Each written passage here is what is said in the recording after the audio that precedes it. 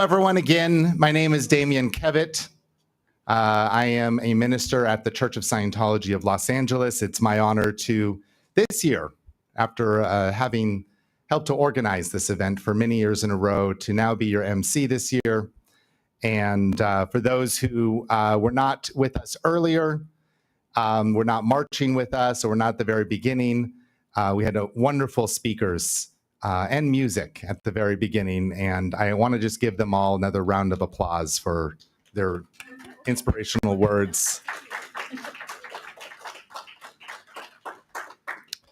I do want to say this entire activity is volunteer-led. The Institute for Religious Tolerance, Peace, and Justice has been around for over 10 years now. Are we 11th anniversary, 12th?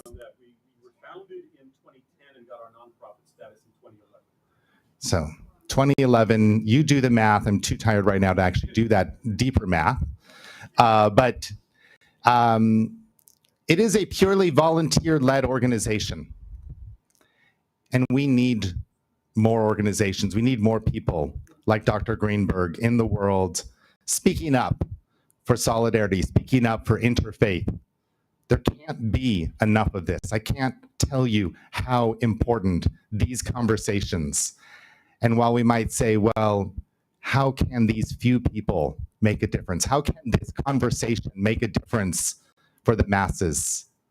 I want you to all open your phones and see how many people are in your phones and how many people you influence. Your thoughts, your ideas, your care matters. And by you being here, you are spreading this. You can help spread this to many, many more, to thousands, to millions. You have influence. So this is important. And I also want to say that if you can donate to support this, please do.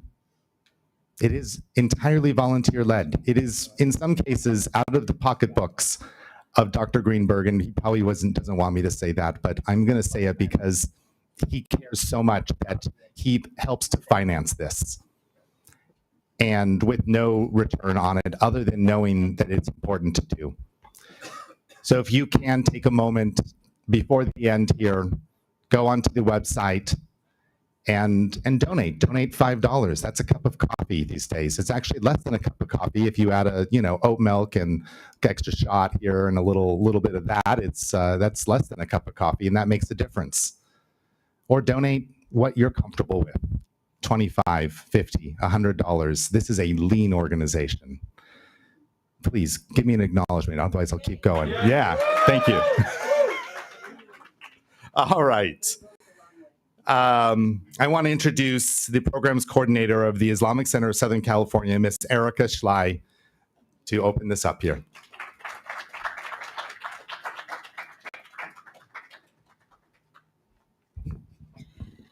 Assalamu alaikum wa rahmatullahi wa barakatuh. May God's peace and blessings be upon all of you.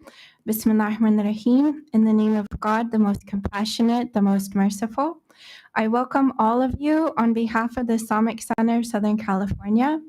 Especially during difficult times like these, it's important for us to come together in solidarity for peace and justice and to reclaim our humanity.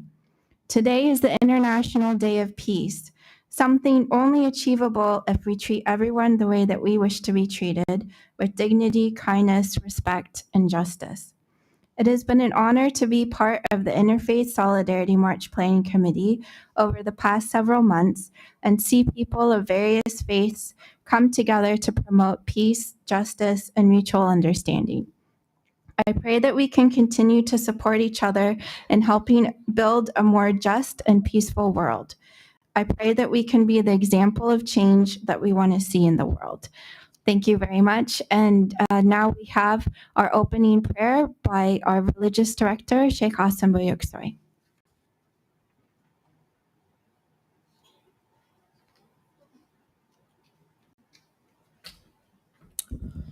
Assalamu alaikum. Peace be upon all of you. Welcome to the Islamic Center. So it's good to see you all. I'm going to start with the first chapter of Al-Quran al-Karim, which is Surah Al-Fatiha. And then afterwards, I'm going to do a brief prayer. أعوذ بالله من الشيطان الرجيم بسم الله الرحمن الرحيم الحمد لله رب العالمين الرحمن الرحيم مالك يوم الدين إياك نعبد وإياك نستعين اهدنا الصراط المستقيم صراط الذين أنعمت عليهم غير المغضوب عليهم ولا الضالين.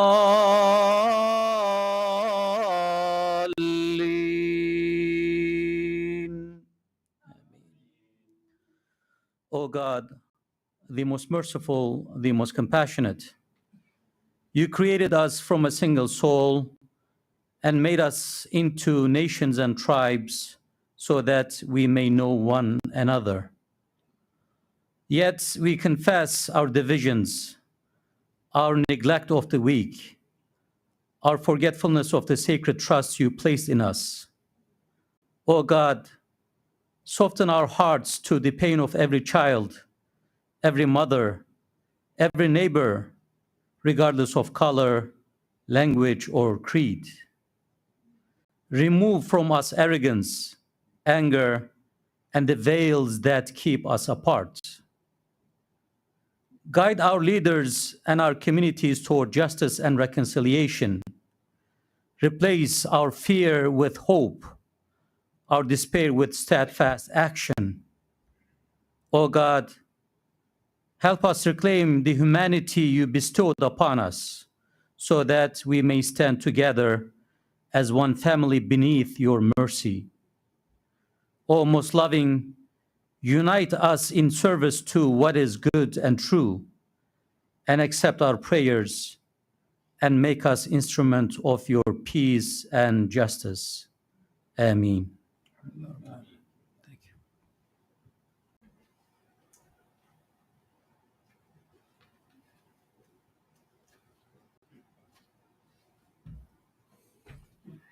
So with that, we come to the second part of today's activity here, which is our panel. And I'm going to let Dr. Eric Greenberg introduce and get this going here. Sir, please welcome Dr. Eric Greenberg.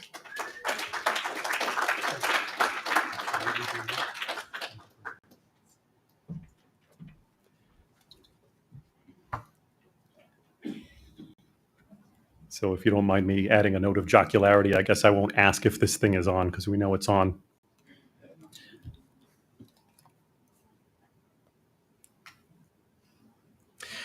As our planning committee deliberated the theme of this event, Faiths in Unity, Reclaiming Our Humanity, we held in mind the fact that so many of our politicians, both in America and abroad, have compromised their commitment to peace and to our common shared humanity. Many of them have perpetrated horrendous acts against their own citizens, in some cases, and against citizens of other countries whose very existence is not an affront to anyone. I speak of Russia's invasion of and continued war in Ukraine. I speak of the continued mistreatment of Uyghurs in China, the Rohingya in Myanmar, and the ongoing humanitarian crisis in South Sudan. But I also speak of the genocide in Gaza, fueled by American military ordnance and material support, being unwaveringly supported by many different pro-Israel groups, including Zionists of Jewish origin and Christian Zionists as well, which is intriguingly the largest demographic of Zionists in the world. I don't know if you knew that. And this was initially supported by a Democratic president and further promulgated by a Republican president, truly reminding us of the shared culpability of both our major parties in this modern-day Holocaust. I also speak of the ongoing disappearance of many law-abiding Americans of various descent, including Hispanics, some of whom are wrongly arrested and detained without legal recourse. Hearing the words of those supporting these policies of massive deportation without compassionate consideration of extenuating circumstances or even attention to the legal rights of all people to due process under the law, I am reminded of some of the rhetoric among more conservative Americans during the early days of that so-called war on terror, which many of us remember, with many people claiming that these political detainees had no rights because they were terrorists. Do you remember that kind of rhetoric? But the very nature of our Constitution is to protect the right to legal defense for all citizens, residents, and visitors, regardless of their ethnicity or legal status. If one is deemed innocent until proven guilty, then how could someone lose these rights before ever being convicted of a crime, let alone that of terrorism? We have also seen a rise in authoritarianism here in the United States, another way in which we have lost our humanity. I believe in the rule of law. I do. Perhaps departing from some of my more left-leaning colleagues, I acknowledge that unchecked illegal immigration does in fact have many unforeseen deleterious effects on various aspects of the economy, including diminishing the wages of American workers, eroding worker protections for both citizens and undocumented workers, effectively exploiting the human rights of both undocumented workers and citizen laborers. But if we are to enforce the nation's laws evenly across the board, we must show compassion toward all human beings and refrain from demonizing them as if they were the source of all evil. Respect for the rule of law does not only include enforcing immigration laws, but also enforcing due process and equal access to legal representation and key principles such as habeas corpus. We must acknowledge the fact that many undocumented immigrants are fleeing countries whose very fabric has been historically destroyed by American meddling, which has often replaced democratic regimes with dictatorships that are friendly to American business interests, such as United Fruit Company, for starters. As such, are these not refugees worthy of resettlement, just like those fleeing the Ayatollah's Iran in the 1970s? Or the Hmong people of Southeast Asia, all of whom were typically granted asylum? We have seen a steady increase in political violence as a viable option for people who deem their side to have the only claim to truth. Perhaps among the earliest of these incidences, we saw January 6th, 2021, as a day in which thousands of followers of Donald Trump declared that an election had been stolen without providing any hard evidence of this, and descended upon our capital to do violence not only to people, but also to our rule of law. And make no mistake, they did not merely walk into the Capitol, as some have claimed, as if it were a peaceful protest or a tourist's visit. They broke through barricades and brutalized and even murdered. They raped our nation and its Constitution. But this has continued incrementally since then. Rather than trusting the strength of their arguments, we have seen death threats against political adversaries and even murders.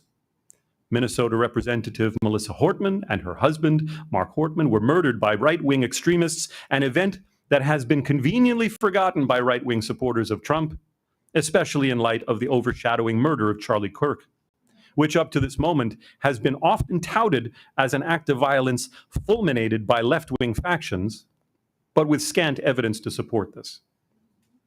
Regardless of what one thinks of Kirk's ideas or behavior, it is crucial that we condemn all forms of political violence, lest in our tacit endorsement of violence against our adversaries, we also unwittingly promulgate the other side's violence as justifiable retaliation against our own side's endorsement of violence. It is a slippery slope.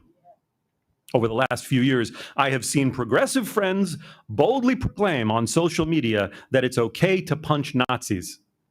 But who determines what is a Nazi? And if we are not in immediate bodily peril, then who are we to endorse any violence as a necessity or even permissible? Cannot our adversaries conversely justify punching or even killing left-leaning ideologues because they are tantamount to terrorists or enemies of the state? Even I was recently the target of collective blame for the death of Charlie Kirk. I didn't remember killing him, but a friend of mine said I did, simply because I lean left. An old friend had become radicalized and began vying for a civil war as retaliation for murdering Charlie Kirk, a highly dubious accusation, as I said above. In reality, I have maintained that we can mourn the loss of a human life while still acknowledging the shortcomings of a public figure like Kirk. But this deliberate political targeting of ideological enemies did not begin with that most recent assassination. Several years ago, fellow professors of mine were targeted by Turning Point USA for their left-leaning ideas, their names maintained on a watch list on the website, and at least one of them received death threats from followers of Turning Point USA, causing him to resign from the school out of fear for his life. And you know who he was. And this is just an amplification of the kind of targeting of intellectuals that we saw over the last 2 decades under Newt Gingrich's and Glenn Beck's incubation and tacit endorsement. Let me say that if the strength of our arguments is so weak that we have to resort to political violence, then perhaps there is something wrong with our arguments. Additionally, we have witnessed a collective unwillingness to see the humanity in cases where collective punishment has been levied against a whole demographic, a people, a nation. I speak of the ongoing genocide and ethnic cleansing in Gaza and the West Bank. I am horrified to see such a lack of compassion for the people of Gaza by significant portions of the American Jewish community, along with those in Israel, along with significant portions of the right-leaning Christian community. I have seen far too little outcry from the Jewish community against this global atrocity, tacitly claiming that Israel, as the ostensible representative of global Jewry, can do no wrong, that the annihilation of Palestinians is part of God's plan. I have seen outright denial that a genocide is taking place in spite of overwhelming evidence to the contrary.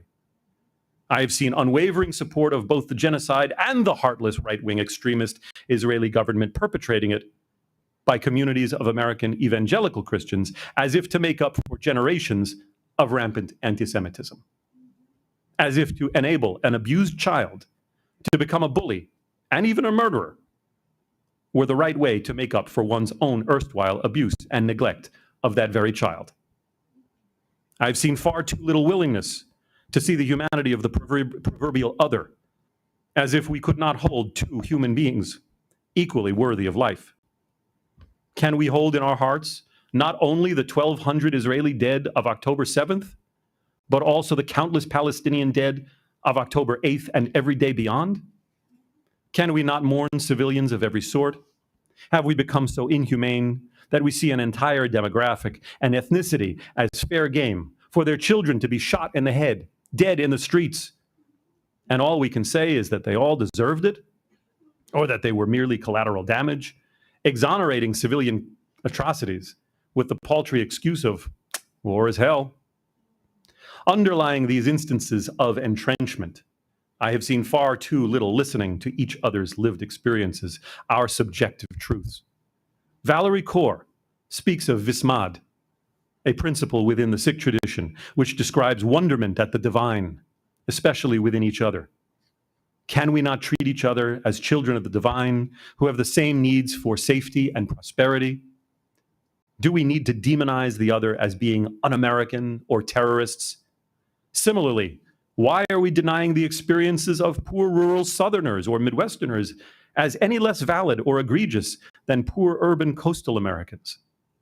Even if we disagree with each other's solutions for problems we commonly acknowledge, can we not acknowledge their pain too? When we stop listening, we stop seeing the other as a valid and worthy human being, but as the enemy, as one who hates America or is a fascist. Are there fascists among us? Yes, but not all of the other side can be accurately described as such. Are there those who wish ill upon our side or our demographic? Yes, but not all of them. To declare all people with leftist leanings enemies of the state is verging on the kind of authoritarianism that we have seen in true totalitarian regimes. Do we really want to emulate on that kind of politics? So how can we faith and interfaith leaders help reclaim our humanity? We are the moral compass of this world, of this nation. We need to see the value in each other's presence within our communities. And yet so few people listen to the faith leaders when they run contrary to the dominant political narrative. The majority of prophetic messages in the Hebrew Bible were critical of the establishment. It is that boldness embodied by the very prophets who spoke up against tyranny that got so many of them stoned to death by those supporting the establishment of greed and inhumanity. Pope Leo XIV has spoken out many times against the genocide in Gaza. And yet there are countless people in America who claim to be Catholic who reject what he says as mere liberal posturing. They are fine with supporting the authority of the Catholic Church, but when the leader of the Catholic Church says, "Stop, you're doing evil," they feel they know better, and they accuse him of being soft. Even at my own university, a Catholic university, guided by Jesuit values, the administration has departed from a century and a half of Catholic social teaching in support of the inviolability of labor unions, and has recently declared a religious exemption, refusing to acknowledge the non-tenure track faculty union, and effectively jeopardizing the well-being of hundreds of low-wage workers, academic workers nonetheless, and their families.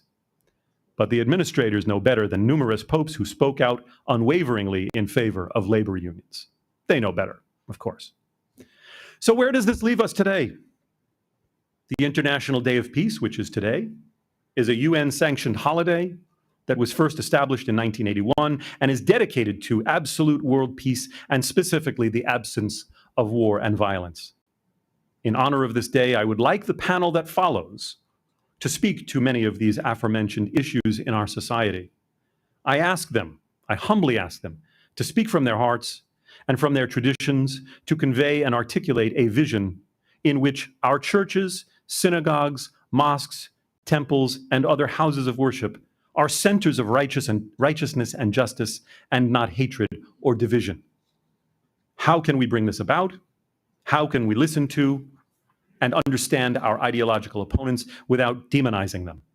How can we convey and articulate our idea of a peaceful world to them, to the proverbial other, while still honoring their unique specific needs and dreams, often contradictory to ours? How can we bring about as many iterations and versions of peace and flourishing as possible? So I want to thank all of you for being here. I want to thank the panel for convening, and I want to turn this over to our moderator of the panel, Daniel Tam, Reverend Deacon Daniel Tam, who will then introduce the individual panelists themselves. Thank you.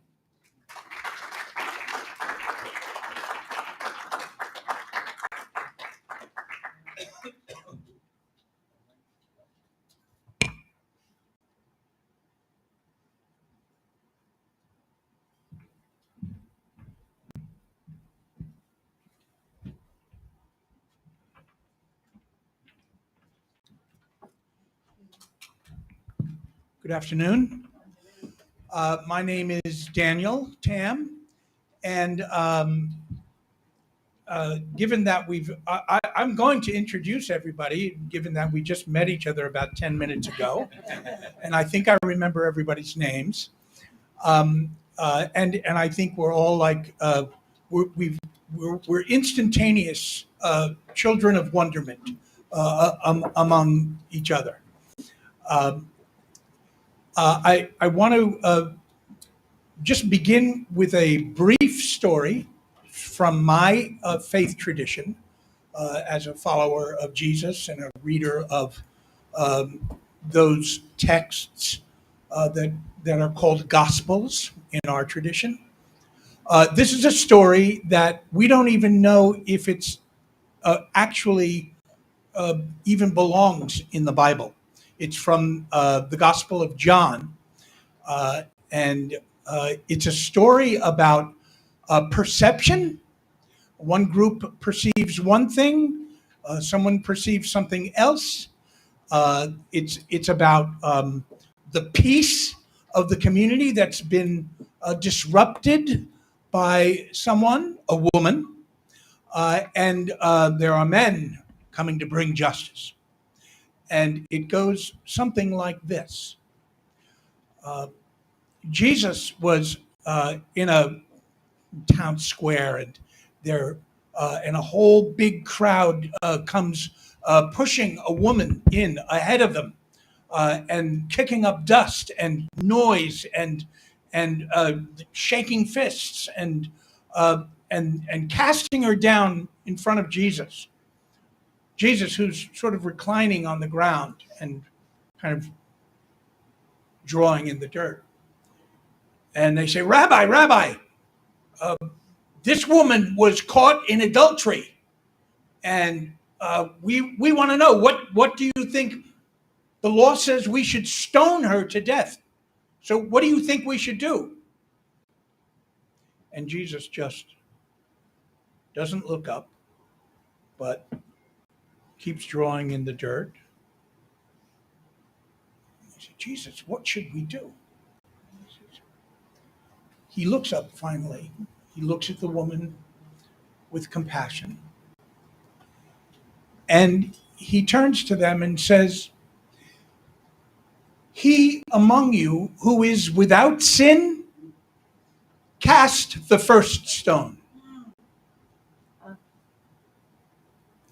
And their heads drop. And they look at each other, and they can't really look at each other. And they can't really look at Jesus anymore, or the woman. And one by one, they just drift away, saying nothing. And Jesus turns to the woman and said, so is this what happened? And she said, yes. He said, all right, well, go and sin no more. I am not judging you. Go and sin no more. And that's the end of the story. No one knows if it's actually legitimately written by John or even belongs there. But to me, it's among my favorite stories because it talks about a sensibility of violence and a complete absence of peace, the absence of truth, the absence of compassion. And that's what I think is framing our conversation today. So I'm going to introduce my colleagues here. Up there is Amir. Hello, Amir. We're seeing each other for the very first time. All the way to my left is Farah, Claudia, and Rabbi Ari Cohen.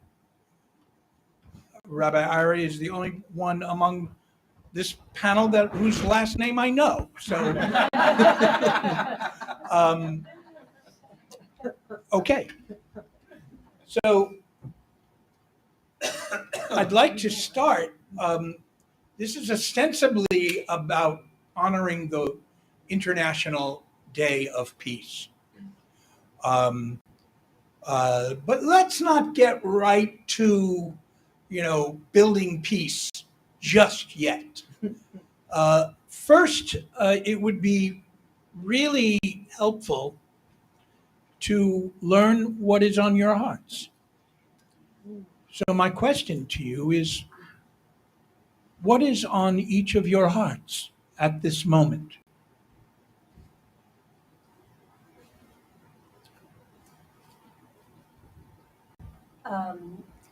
I think what is in my heart at this moment.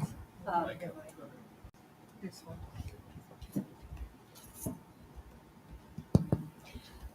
Sorry about that. Thank you. I want you to hear me. What's in my heart in this moment is that perhaps we've never needed peace more than we do now, in a country that is so polarized and so divided that we are in so many circles where we cannot hear people, that we have stopped feeling that our neighbors are like us, that they matter just as much as us. So it weighs heavily on me that there is genocide in Palestine, that our neighbors are being kidnapped and disappeared next door to us. I live in a community in an area where many of my neighbors are from El Salvador. And every day I go to my street to make sure the guy who sells the fruit is still there. I need him to still be there. And actually, 3 weeks ago, he wasn't there. And I didn't know what happened to him. He was able to come. He is back. So my hope is, do you want me to use this instead? Take 3. Oh, yeah. Wow. A little audio goes a long way. So hopefully you heard a little bit of what I said, but if you didn't, the main point of that is that peace feels elusive and possible. And I think both of those things can live in the same world. It means that we have to fight for it. We are living in a time when peace is not guaranteed. So in my story was that every day I go to my street. I live in a community surrounded by people from El Salvador. Those are my neighbors. I consider them, I might not all know all of them, but they are my family because they live on my street. And every day I go out to see if the guy who sells fruit from his cart is still there. Because it's important to me that he is still there. Because I know that my neighbors are being disappeared and they're being kidnapped. And I know I have a responsibility to ensure that I know about that and that I can do something about that because I can. I have numbers on my phone that I can call. I have friends I can talk to. I can come to places like this and form community with people like you so that we together are going to do that work.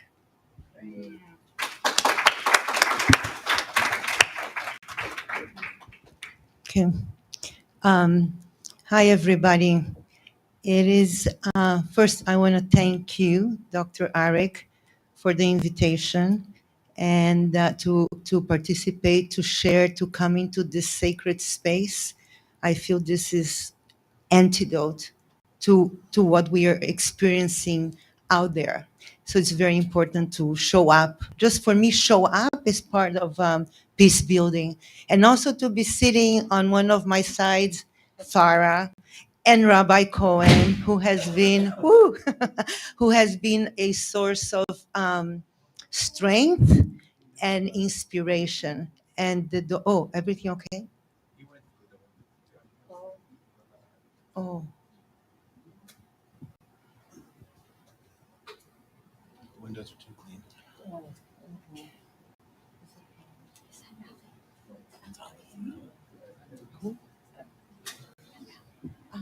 Oh. Okay. All right. I So think he's all right. He's being attended to. he's all right. Okay. He's a strong guy. Okay. Good. And just to add something personal, Please. that I grew up in São Paulo, Brazil. I moved to this country in the 80s, and in my heart it's very heavy when I think about what's happening in Gaza, what's being done in my name. And I'm a Brazilian Jew. My family went to Brazil after the Holocaust. And so my heart is very heavy with Gaza and also with what Farah mentioned, with what's happening with immigrants. I myself am an immigrant and feel a deep responsibility for taking action and for protecting the rights that are being violated on a daily basis.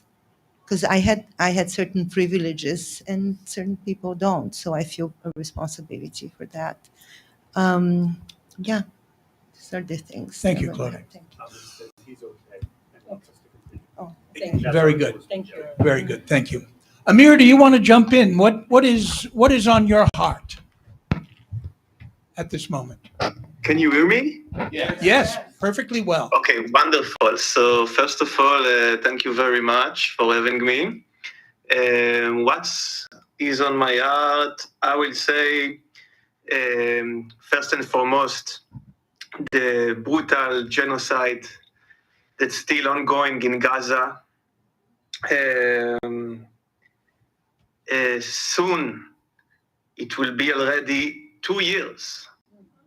And this is also going to be an anniversary for the death, the murder of my friends and people that I know. So the end of September, beginning of October, it's a challenging time for me. And of course, the other injustice and moral failures that I see in other places, like with the current climate in the US, that make me censoring myself in a way, because I feel afraid to share a lot what's on my mind and opinions and things related to even the war in my homeland, you know. And another thing on a much larger scale, I am a mixed. So my father is Palestinian, Arab Muslim, and my mother is an Israeli Jew. Unfortunately, there is not a lot of mixed offspring in our land, because it's basically a cultural taboo, and there is also legal issues. For example, Israel is not recognizing the marriage of my parents. It's illegal in a way. Yes, so for me, peace was always something holy, in a way, religious, spiritual, and mandatory, such as oxygen, water, bread, other things in the world. And lately, what bothers me, it's an heavy on my heart, it's the peace became what I call now filthy peace, meaning it became a little bit something more related to economic and military rather than something spiritual. If you are looking back on other decades and centuries, peace was something that representing harmony, union, collaboration. Nowadays, peace is related to business in a way. It feels like a business move. You see that the only peace agreements lately are kind of, it feels like a business deal between two companies in a way. You can see, like, for example, that a lot of Trump supporters, what they say that Trump is a deal maker. You see the US peace agreements or friendly Congress with states such as Syria, for example. It's clear that there is not any pure peace there, but a business act. And this is disturbing me because I kind of miss the peace that we had in years such 1992, not so long ago if you think about it. 1992, the first agreements, or at least moves into agreements between Israel and Palestine, the Oslo Accords. You had Bosnia-Herzegovina. You had the end of the apartheid in South Africa. You had the Soviet Union that had changed. 1992 wasn't such a long. I think that 1992 in a way symbolized to me what is peace. And peace is not only a dream, but a mirror that reflecting the potential of our reality. Nowadays, peace, in compared to the peace that you can find in the year 1992, is again much more dirty, that much more filthy, related to money and military, and this bothers me. Thank you. Thank you, Amir. Rabbi Ari, what's on your heart? It can be anything, related to anything. But Is this mic working? Take the other one. There you go. Okay. I'm glad I mic'd myself up so that it doesn't work. It's something about the state of technology in the world. We get, the more sophisticated we get, the less we seem to communicate. So, what's on my heart? Many times during the day, most of the day, I am on the verge of tears about what's going on in Israel, Palestine, about what's in Gaza, especially the genocide, about what's going on here right outside our doors, ICE, and in the beginning of the summer, my country invaded my city. The National Guard and the Marines came. Some of us were out on the street protesting that, engaging them nonviolently. And around the world, I mean, Russia and Ukraine, and war seems to be, the way that people solve problems, though they're not solving anything. It's the way that people engage in problems. And so what's on my mind is really anger and sadness and loss of hope in the future. I mean, if we just, democracy was a nice thing. Maybe one day again we'll have some. The loss of all these things, the things that we took for granted that we shouldn't have. I mean, it's not like we had a perfect democracy before. We had a democracy for about 4 years in the 1960s after the passage of the Civil Rights Act and the Immigration Act, and then Ronald Reagan. But that was a good time. We had so the loss of democracy is is part of that, but it's everything. I mean, the fact that what's on my mind is the heaviness of this moment in general. And also the fact that we talk about peace as if it's one thing. Amir just spoke about how peace has become, especially in the current administration, part of a business deal, but it always was. It was, during the Cold War, the United States and Russia and the Soviet Union divided up territories like real estate, and then it wasn't as if there was peace. They just fought proxy wars, but that goes back to when the world was quote unquote divided up between European powers who came to this part of the world and colonized according to some divine mandate that they had. And so, talking about peace is a stretch.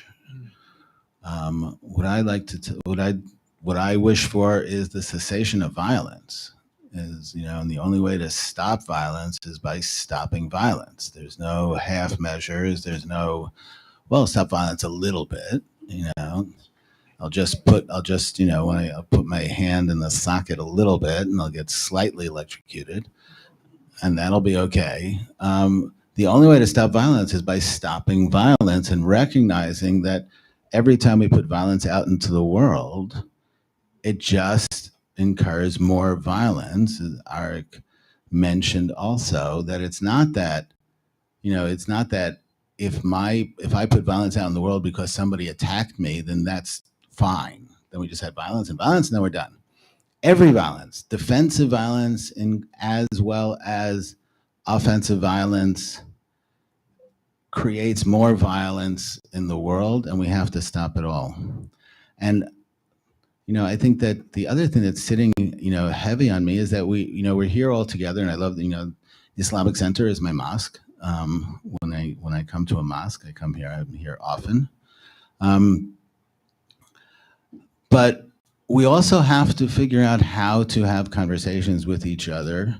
We talk about having difficult conversations. I don't know if they're difficult, but they're complicated, and conversations across differences. But the differences that are really important here, from the outside, there's probably a very narrow band in which everybody in this room is sitting in. There are real differences, though, and those differences are interesting, and so, but those differences also should be spoken about. I once thought that it would be it would be a much better world if what people had fights about was whether or not blank verse poetry was an acceptable way of writing poems rather than rhyming poetry. Those will be a much better world. Whether or not Impressionism actually changed the course of culture in the 20th century. And if you read certain journals, it seems like that is the war, and that's great because nobody's getting hurt. But I think that there are also implications of some of these. So, for example, when we started with my friend Daniel Tam, who I've known for way too long. Not way too long that I've known you, but I've known you for a long time. I don't want to think back on how long from when you were in the mayor's office, and I was standing outside screaming at you. But we won't mention that. The story with Jesus and who among you who is without sin should throw the first stone, which is used as a way, whether or not it was a true story, as I mentioned, but is often pointed to as the fact that love or mercy overcomes law. I come from a legal tradition, and the way you deal with people who are abusing law is through law. Right, within the Jewish tradition, if Jesus was actually a rabbi, he calls himself rabbi. Other people call him rabbi, but that was a very different. It just meant master. Rabbi then just meant master. If he was part of the rabbinic tradition, which is later than the New Testament, he would have said, okay, we need to have a trial. If you're accusing this person of somebody, do you have witnesses? Do you know what happened? Did this follow the law? And there were a way, and the Rabbi Akiva, one of the greatest rabbis, said that he would, if he had been sitting on the Great Sanhedrin when it was still around, that was another mythical form, nobody would have ever been executed. Not because he would have done away with it, but because the law has ways of dealing with complicated issues. And I come from a legal tradition, and that's something that's very big difference. There's a chasm between me and Daniel. It's like the Grand Canyon. That doesn't mean that we can't and don't work together on other things, but those are important differences, and all these important differences, and with Islam also, and they're important differences which shouldn't be papered over. Though at the same time, so therefore when we talk about peace, what is it that we're talking about? Right? When we get beyond, and I think that there are important conversations of what does peace mean? Is peace an absence, or is peace a positive thing? Is peace, do we wake up in the morning and say, I'm going to be peaceful, right? What does that mean? Does that also include, can you be a peaceful, nonviolent person, but you wake up and the first thing in the morning is you scream at your kids? Right? How do we define peace? We're talking about peace, and the things that I'm crying about whenever I'm watching bad TV. I'm not crying about I remember once I was in, close after October 7th, I was in Trader Joe's and I was looking for, there are these great Indian packets that, you put in the microwave in 3 minutes, great food. And they didn't have any. And so I was standing in an aisle in Trader Joe's crying because they didn't have these Indian food. And so one of the Trader Joe's employees came over to me and said, "Are you okay?" And I just said, "You don't have any more of the Indian food." And then 2 minutes later I said, it wasn't about the Indian food. But everything is so close to the surface because it seems like the world is going up in flames. The world is on fire, and we have to figure out a way of putting an end to it and putting an end to, there's 60,000, 65,000 people that were counted as dead in Gaza. There are probably 25 to 30,000 more who are buried under rubble. There were 1,200 Israelis who were killed on October 7th. There are still 50 Israeli hostages. Half of them are still alive. The bombing goes on, which also means that another generation of Israeli 20-somethings are learning how to kill and be killed. And there are hundreds of Israeli soldiers who've been killed in this conflict. We don't think about that either, right? We are teaching our children to be violent. Right? We are teaching our children to be violent, and our administration is doing that. How do you deal with Democratic-run cities? You occupy them violently. There is violence in the streets, and most of it is coming from the state. And it's not disconnected from the top to the bottom. Foreign policy, domestic policy, violence in one will lead to violence in the other. I mean, I could go on for hours, but I won't. Thanks, Ari. Yes, go ahead, Claudia. I wanted to pick up where Rabbi Cohen said, what does peace building look like? And based on my experience, well, I'm a filmmaker, and I'm actually working as a group facilitator at a substance use disorder facility for formerly incarcerated people. And what peace building looked like when I was in the West Bank inside Hotel Everest, I don't know, maybe some of you are familiar with it, in Beit Jala. And I saw what peace building looked like. It was very basic, very human. You're sitting down in a room and you're talking to each other. And you're looking at each other in their eyes, and you're fully present as you are listening. And what you are listening might raise some really difficult questions that you have to deal with, including things that you believe your entire life. Like poses questions. When you listen to the other stories, you begin to think about your own existential philosophy, especially if you believe that person was a threat to your existence and your enemy. And so actually making this film was a big shift for me, because I said, I want to point my camera to some sort of to hope, because through the news, if I listen to the news, I get confused, I'm disturbed, my ideas about what people are like are very distorted. So I decided myself to go take that step, go outside of my comfort zone and spend some time at this hotel where there are many different peace groups are meeting in that hotel. And that, for me, was very important to see that face to face and the power that this dialogue conversation have. A lot of people look at me and say, oh, dialogue, people are like, come on, let's not talk about dialogue anymore. What does that mean? It's impactful. What I saw there, 48 hours, the changes and people listening to each other, not only the stories, but the pain, being able to sit with that and look at your experience, and mine. I mean, we share so many things in common, and where we disagree, we just have to work through that. You don't have to agree with me.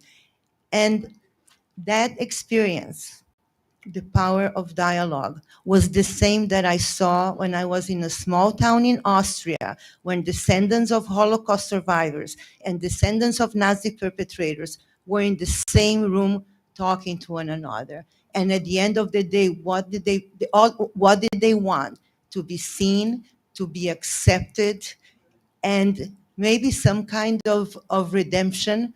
Was that, as my friend says, I cannot forgive you for the crimes that you committed against my grandparents, for example, but together, this German and Jew, we can work together, repairing the future, repair towards what we say in Hebrew, tikkun olam.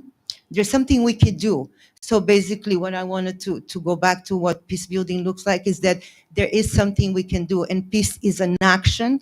We can pray for peace, but we need to take that step forward and be willing to get out of the comfort zone. And the same thing happens when I'm in the room in South Central LA with people that have been in prison and are now beginning reentry society, beginning their lives. Their hopes, their aspirations were very similar to what I heard in Austria between, descendants of Nazis and Holocaust perpetrators, and in Palestine. What they want to be seen, they want to be accepted, they want to be heard and respected. For me, that's what peace building looked like. Thank you, Claudia. I wanted to build on that, and can you, each of you, tell us a little more about maybe opportunities that your communities have had where you've gone beyond your communities and met with other groups, or had difficult conversations, or was in a situation where you would collaborate on a project, let's say, if anybody has experience of that and would like to share that. So I'm a New Ground alum. If you don't know what New Ground is, it's essentially a bridge building between Jews and Muslims for the last 20 years here in LA. And what happens every year is that 10 Muslims and 10 Jews go through a 9-month, I'll say, a pilgrimage with each other and to each other in an effort to really be able to understand each other and maybe be able to see a world that we all exist in. And we do some hard work together, and that requires hard conversation. And I was in the cohort a month after October 7th.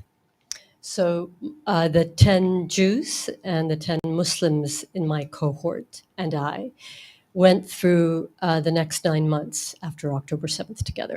And it was among the most transformative experiences that I've had in my life. I'm a former war correspondent, and I'm also a filmmaker.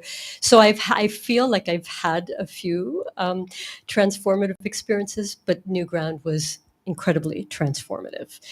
And among the reasons why it was transformative is because I always felt as a storyteller I had some tools. I covered wars. I covered people who wanted to kill me. So I felt like I had an ability to talk to people, maybe that would be helpful. And I realized after October 7th, I needed another set of tools. I needed more nuanced tools. I needed more tools. To be able to talk to my Jewish brothers and sisters and to talk to my Muslim brothers and sisters, because October 7th changed so many things in so many ways.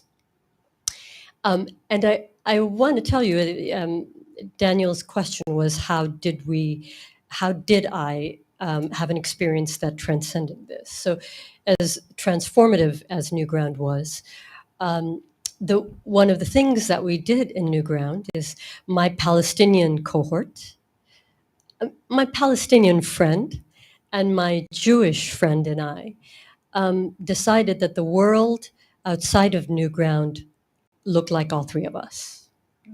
And it had to look like all three of us.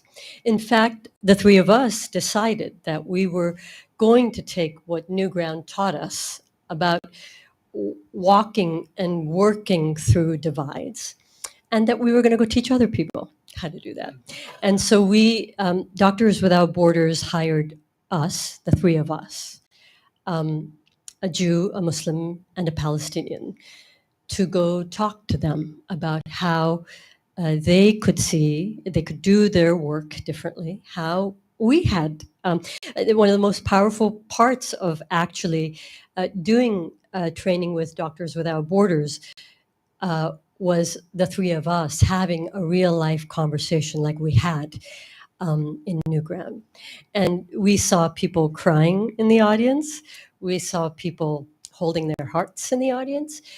And I think it's partly because I think sometimes what we don't know, and we don't know until we see it, and we feel like maybe that feels familiar to us. Maybe we can do that. Maybe we can do that with people we don't agree. So that was transformative for me, to be able to take the work and what I learned in Newground, and to be able to share it and to be able to pay it forward. I'm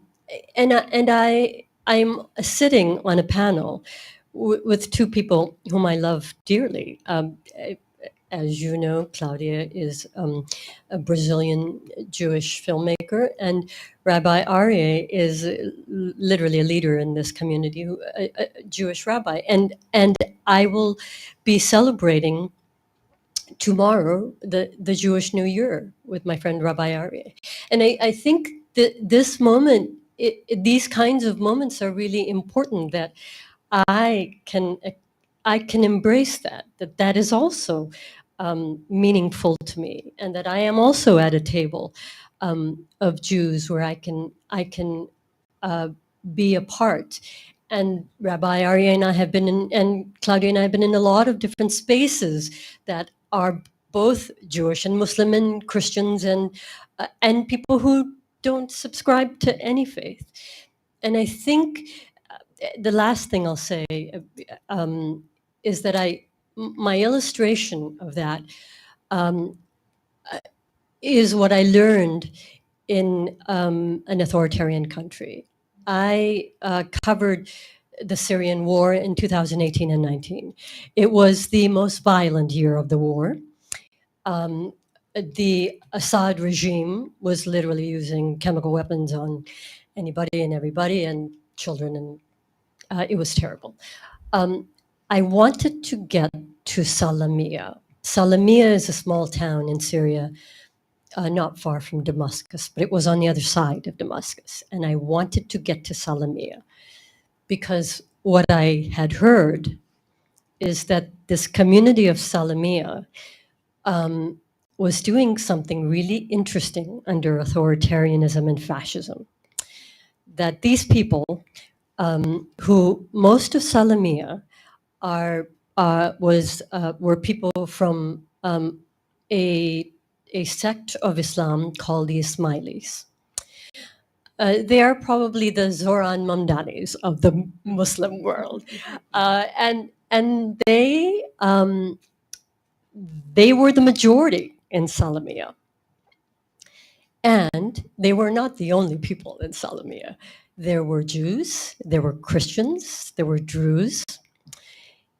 And the people in Salamiyah, the Ismailis in Salamiyah, had decided that under fascism and authoritarianism and brutal dictatorship, where the dictator was literally kidnapping people and putting them in torture prisons, they did something interesting.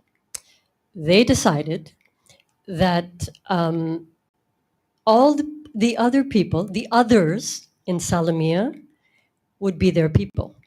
And so if somebody needed food, they would say to their Jewish neighbor, go to Abdul's house. Abdul has food for you. If you needed a place to stay, they would say to the Christian neighbor, go to Hassan's house. Hassan has a place where you can stay. And what the people in the Ismailis in Salamiyah helped me understand in this lens is that they did mutual aid, they did solidarity, because they understood instrumentally, that their destiny was tied to the Jew, their destiny was tied to the Christian, their destiny was tied to the Druze, their destiny was tied to everybody in that place if they were going to survive authoritarianism and fascism.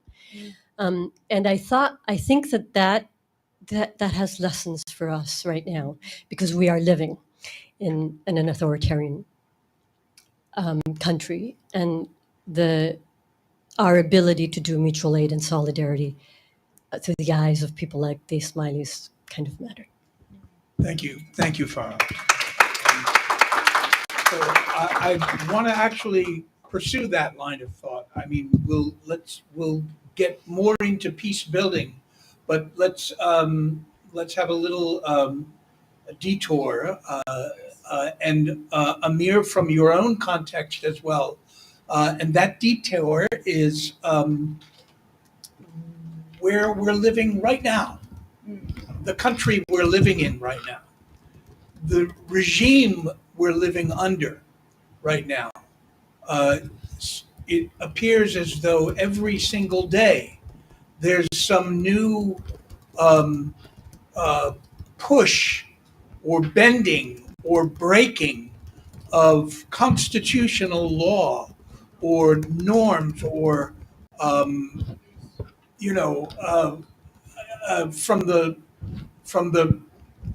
macro to the micro. It's the tiniest little thing. It's almost as if the president says something and it's supposed to happen. No matter how absurd or unfair or ridiculous it seems. We're just experiencing media-wise, Jimmy Kimmel is thrown off the air, not because some egregiously bad thing he said, although it may have it offended a lot of people. Offensive is one thing, but out and out lying and or deliberately abrasive and aggressive and violent, that's something totally different. But because an underling knew what his boss, the king, would like, and then others inferred, well, okay, well, we can't tolerate this because this is not the way things are happening in this country now. So we're not going to tolerate it. We're going to put pressure on people, and we're going to say, I think this person should be fired. And, and so like no due process, no hearing, no, well, what's your side of it, Jimmy? It's something like that. So this is the reality right now. Reality now is shifting. So I want to ask you, how is it that you personally and in your community, and Amir, in your context, it would be where you are now as well, dealing with oppression. So how do you personally deal with this? What decisions have you made, or are you still at sea about it? Can you hear me? Yes. I'm sorry, there is just a quiet delay, so I just needed to verify it. So the question is about my perspective about the U.S. Current situation, let's call it that way, or did you want to ask me about the situation in Palestine and Israel? Well, you're not in the U.S., so we're dealing with something that is nearly inexplicable in terms of our experience as Americans. But in your context, you have your own deeply uncertain day-to-day reality. And so how do you deal with that to maintain a sense of a flourishing life, a life of maybe service, a life of love, a life Yes. of some joy? So I found my shelter from all of this madness in books. As you know, I'm coming from a place that several religions calls it Holy Land. The fight over this Holy Land has been very textual since day one. The place that God promised Abraham, where Jesus was crucified and Muhammad ascended to heaven, all of this.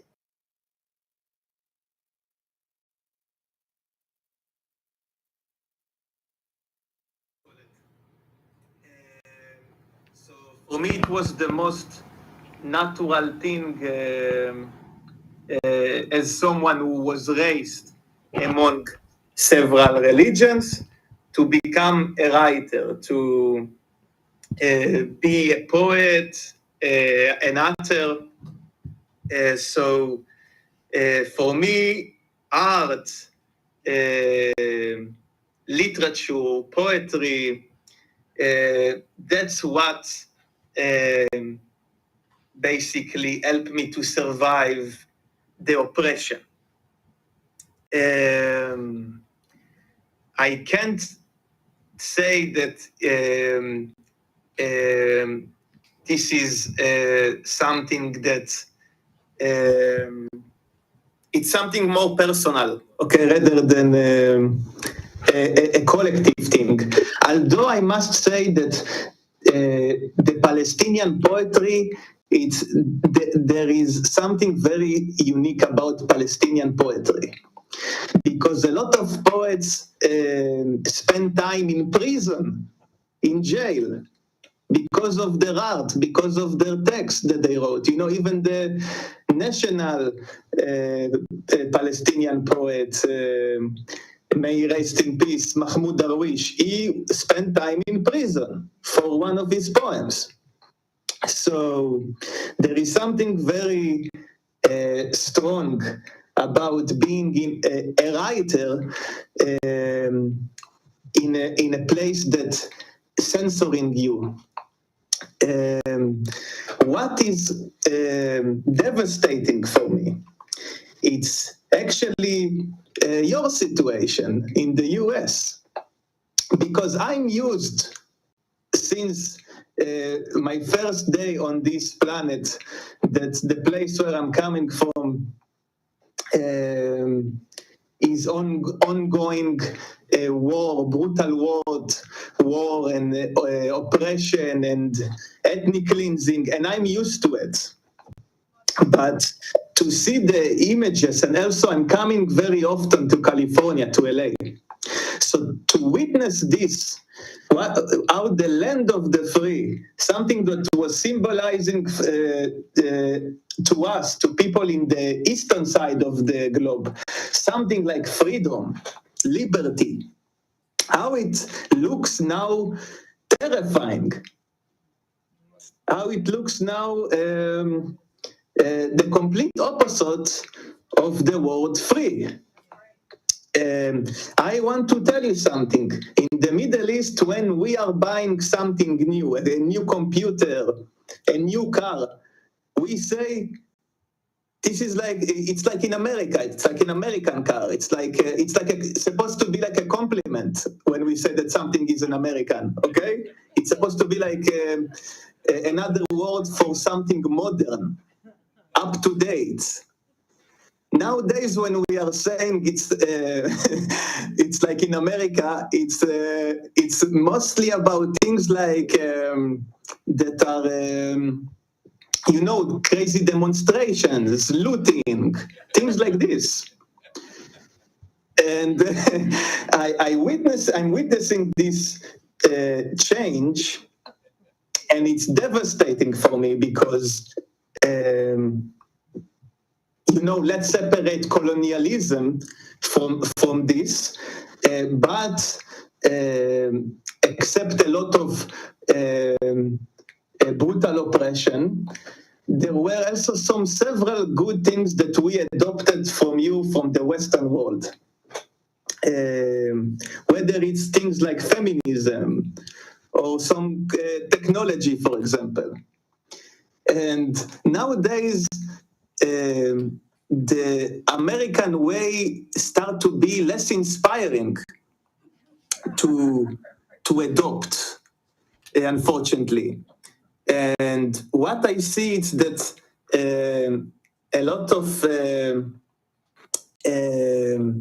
countries in the Middle East, they are calling actually for some renaissance of the Arab world.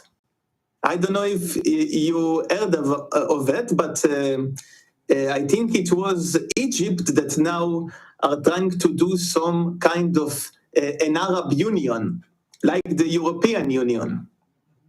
And I think that one of the reasons is that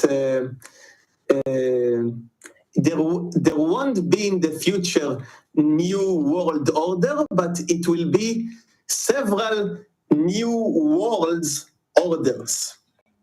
And it's because America, the US, experiencing some sort of earthquake, let's call it that way. I hope I could answer it. Yes, thank you. Thank you, Amir. Thank you. Claudia? Or Rabbi. Rabbi? No, go ahead. Go ahead. Okay, as is the custom, I'm going to answer whatever question it is in my head. So my adult life, a lot of my adult life has been a process of unlearning. I moved to Israel in 1976. I was 17 years old. I lived there for 12 years. I became an Israeli citizen. I served in the army. I was in Lebanon in 1982. I was brought up Zionist. I was very Zionist when I was in Israel. When I moved there, pretty right-wing Zionist. And the peace agreement between Israel and Egypt, when it first happened, appeared to me as kind of a devastating thing, an awful thing, giving back Sinai, and the Egyptian army would be right outside Beersheba, which is a southern Israeli city, and if anything happened, they would be in Tel Aviv in a half an hour. And what happened was right after the final withdrawal from Sinai, unprovoked, the Israeli army invaded Lebanon. And the Egyptian army didn't do anything. They just sat there. And whereas before the peace agreement, there had been thousands of troops on the southern border, now there were hundreds or tens of troops. And the Egyptian army didn't do anything. And so this confused me.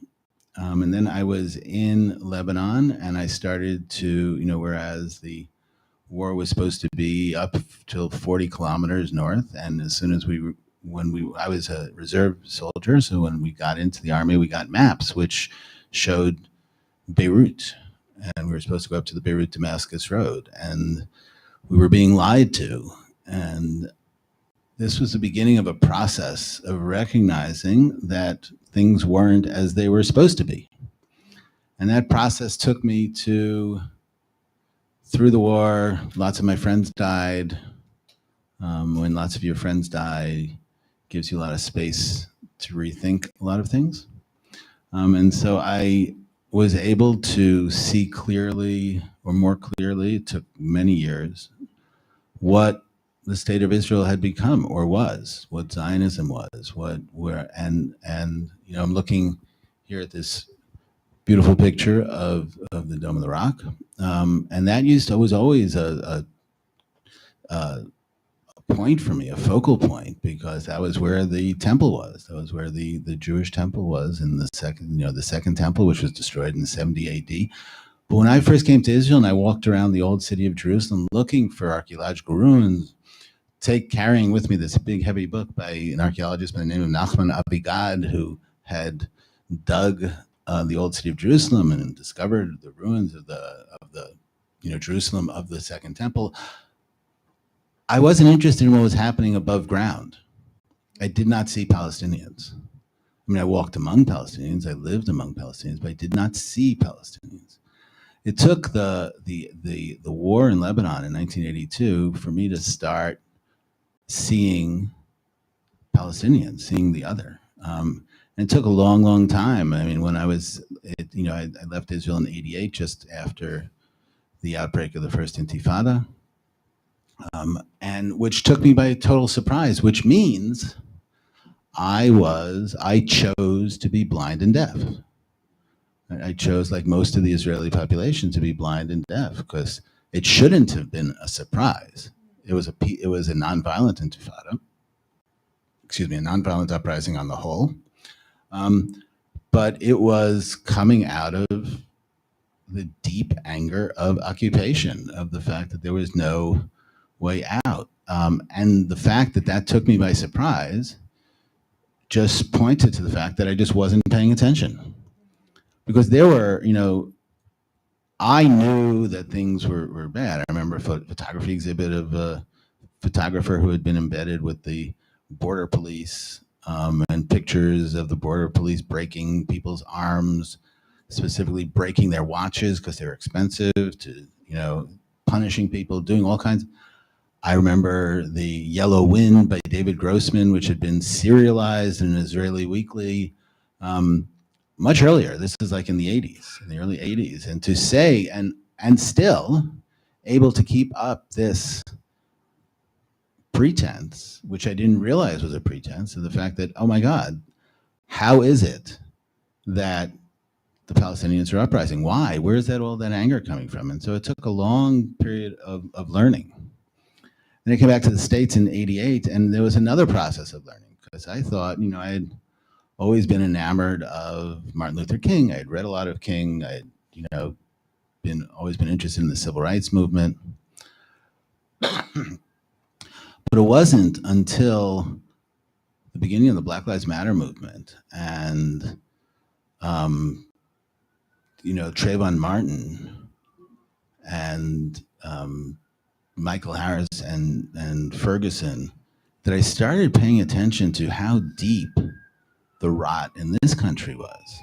That asking the question, are we a democracy? And where was civil rights here? Was there, and getting to know Black Lives Matter, organizing with Black Lives Matter and Clergy for Black Lives and other organizations, and starting to talk to people who lived in a completely different reality from me. Again, a choice to not hear and not see, because it was right there. Right? And I was reading books, but I was completely ignorant and completely blind. And that's the situation still today. So the Jewish community that can support Israel still is a community that's willingly blind. They're blinded by lots of things. They're blinded by there's post-traumatic syndrome from their generational trauma from the Holocaust. There's which was reinforced by the trauma of October 7th. But how does that completely blind you to the fact that, the genocide is going on in Gaza? People are willingly blinding themselves to a reality.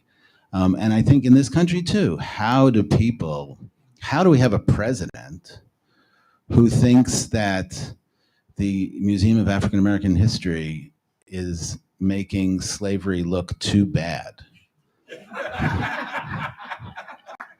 I don't understand. How bad is okay? It's like, so that is a choice to be blind, a choice to be ignorant.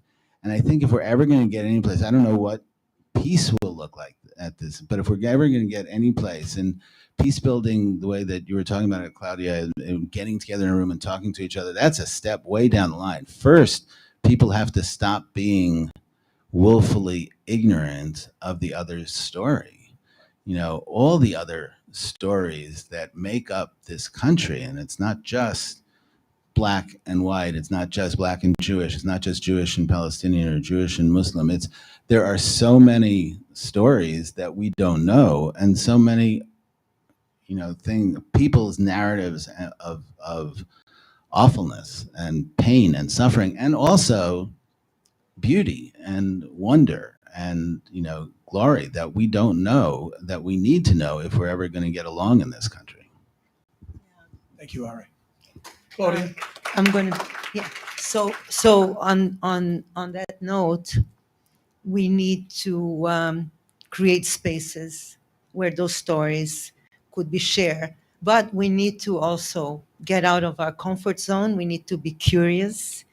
We need not to fear the other, and that is difficult. I don't want to underestimate how difficult that is, to step into that room, to sit at that table.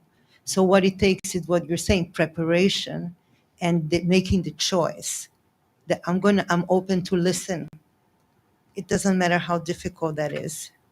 What I wanted to answer Dan's question about what is it that we each are doing, was that it in our daily lives, and how, yeah, it's a good, do you really want to know? Should I give you the short version? No, just like, it is, it is very, very difficult. And where is the most difficult one is within the family, is in the micro level, in terms of how the difference, how, in terms of how generations, talking about, let's say, my I'll be very specific, my mother, myself, and my kid, how we look at Israel, how critical or not. There's such big thing, and I think I can speak about the Jewish community in general, like the difference between how the different generations are looking at Israel, the word choices, being critical of Israel does not equate to anti-Semitism. That's a big fight. Being critical of the country, it doesn't mean that you want it to stop existing. If every time I criticize the Brazilian government, it means that I hate the country and I want the country to disappear, okay.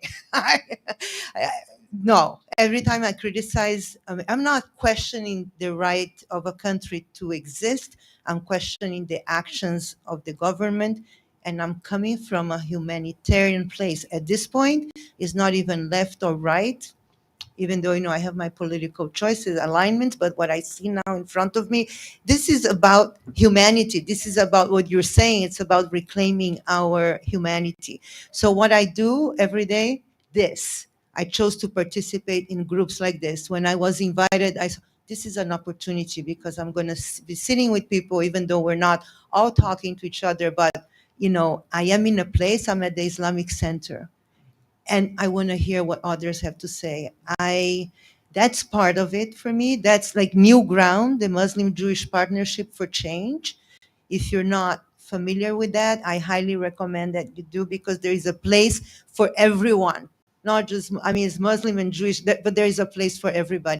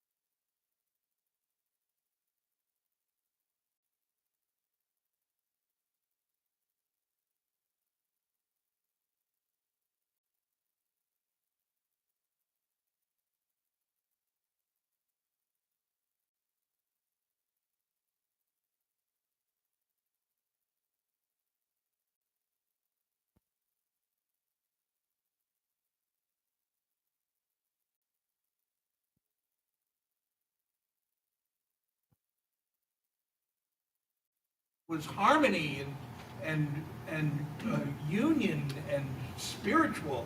This is like transactional. It doesn't feel quite, soulful or real.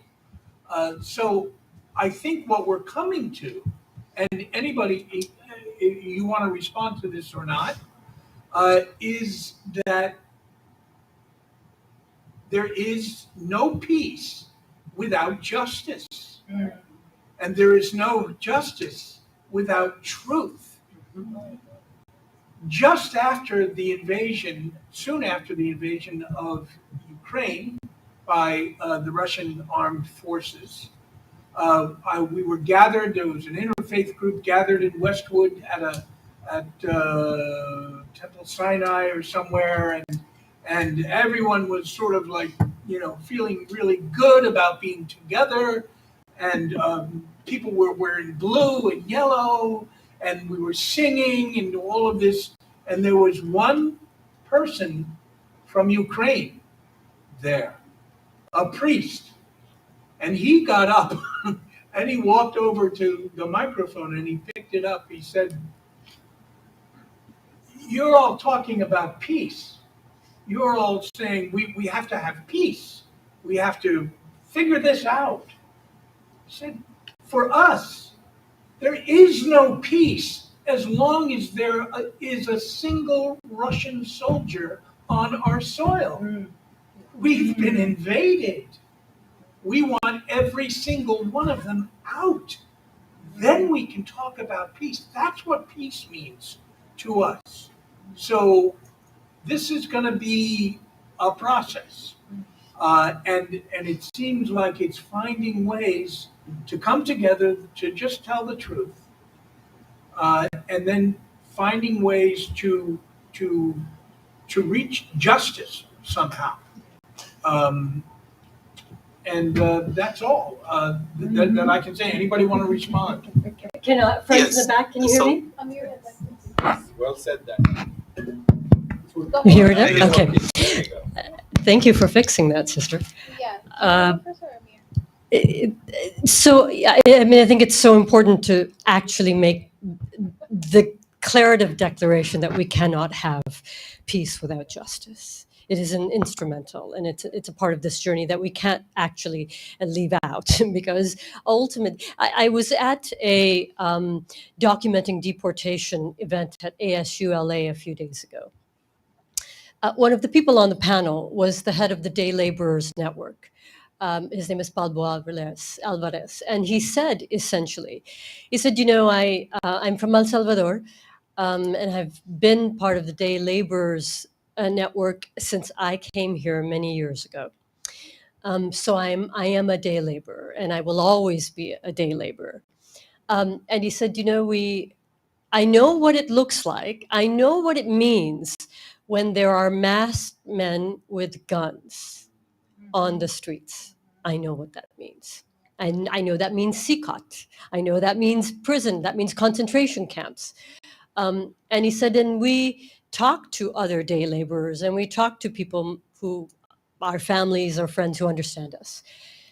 And we need to talk to everybody like they are a day laborer. That means you and me. I have to be a day laborer too, because in this moment of fascism and authoritarianism, which seeks to divide us, like, let's just face it, I'm not really supposed to talk to you in a fascist system. You're not really supposed to talk to me, right? Because that's how power works. That's how control works. And so his point was that day laborers and all of us need to be able to find all the rest of us who we are not in community with. In my community of entertainment people, I'm frustrated a lot because the people who are freedom fighters for me, the Toni Morrisons of the world, the Octavia Butlers of the world, the Arundhati Roys of the world, tell us that in this moment, it is the artists who have the power of a pen, who have the power of a voice, and we need to, in this moment, when they are taking some of that, a lot of that away from us. When the president says it's illegal for you to say bad things about me, that's kind of not. It's not. and we need to be able to understand that and know that. And so I'm working with other creatives to create salons where we can act. We're going to soon be doing a salon with an undocumented filmmaker who will come and tell us, what is it like in this moment? He told me, in June, I thought maybe I should just, after 25 years in this country, maybe I should just go somewhere else, maybe somewhere where they won't take me to a concentration camp. And he said, and I didn't. Because I realized that I need to create in this moment, I need to make art, I need to make film, I need to make the film of my people, the undocumented people. I need their voice. I need other people to hear their voice. And I'm just going to say these last few words if I can. Dan Gilroy, whom you may or may not know, he's a writer on Andor. And essentially, Andor was about a fascist takeover of a galaxy far, far away. He wrote this long thing, which I'm not going to read you, but I'll read you these last few sentences because I think they're important. And I'd rather you hear from Dan Gilroy than Farah Faisal. So he says at the end, their goal is to instill fear, to make you helpless and hopeless, to break you down. Don't let them do that. And he is saying this to other writers and creatives. And he's saying it to all of us, actually. He says, educate yourself, organize, like my friend Ali Twene. Speak truth to authority because the story is not written. The pen is in your hand. Well, I think that's a great way for us to end up here. Are you opening up? I'll say a few things, but did Amir want to say something? I think there was. As far as opening up to the audience? Yeah. Can you hear me? Go ahead, Amir. Yes, Go ahead. First of all, sorry, it's almost 3 a.m., 3 o'clock in the morning here, so my mind could be sharper, pardon me. But what I wanted to say is that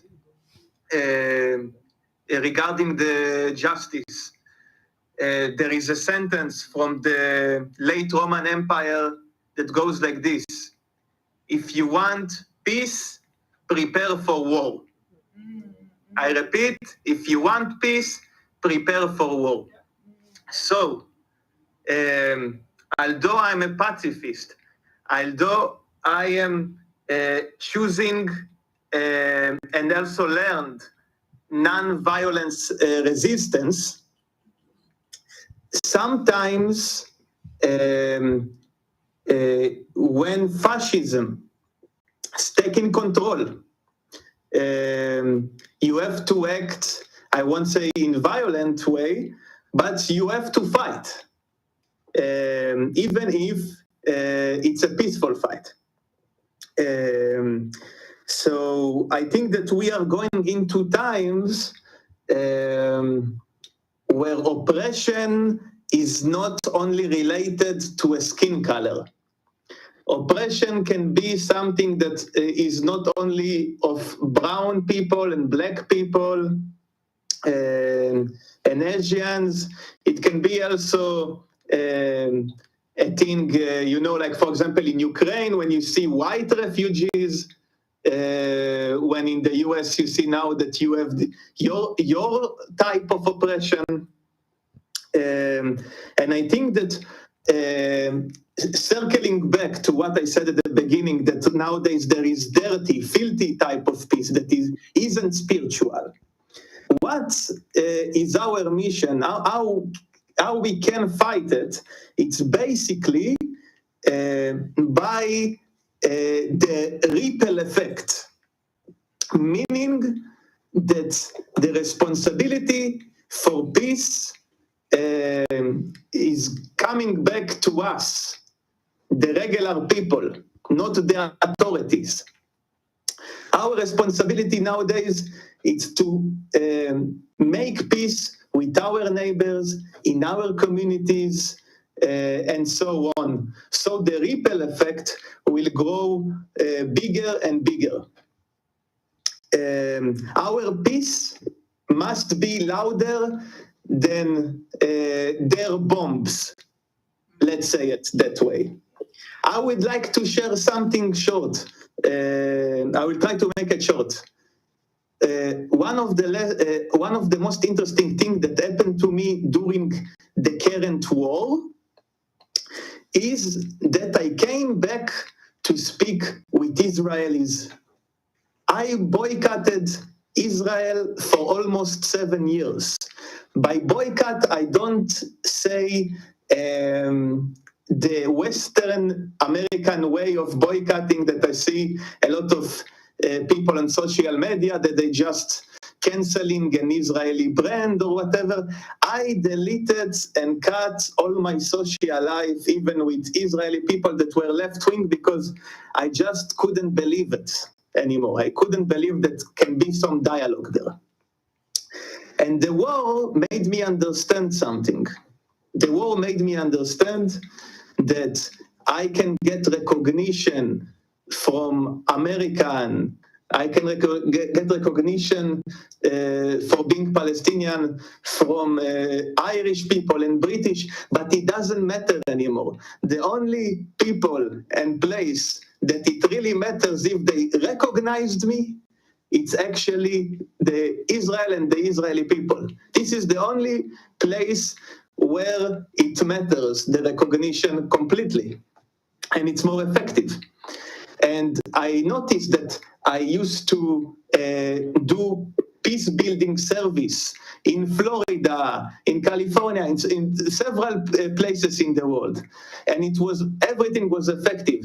But the thing that I needed to most, it's actually to have dialogue with the person from the other side. And what happened is that during the war, for the first time, I broke my silence and I started to negotiate with Israeli people and speak with them about peace. And I made a circle actually in Los Angeles with Israeli Jews and American Jews. And it was the first time that I spoke with them and I didn't boycott them, and other Palestinians as well. And it was such a therapeutic feeling. You know, I could even compare it to the circles that after the apartheid in South Africa, they made circles and both the oppressors and those who were oppressed were around the circles and cried together and united. It felt really strong. And what I want to say is that it made me ask a question that I want you, all of you now, to ask yourself. What is mine to do? What is mine to do? What is my responsibility as individual to do? What can I do that I'm not doing for peace? For me, for example, it was not to come with a straight dialogue with the other. And maybe you also, you don't have any Israeli Jewish friend, you don't have any American Jewish friend, you don't have any Muslim friend or Buddhist or whatever is the story there. And ask yourself, what is mine to do? How can I make this ripple effect happen?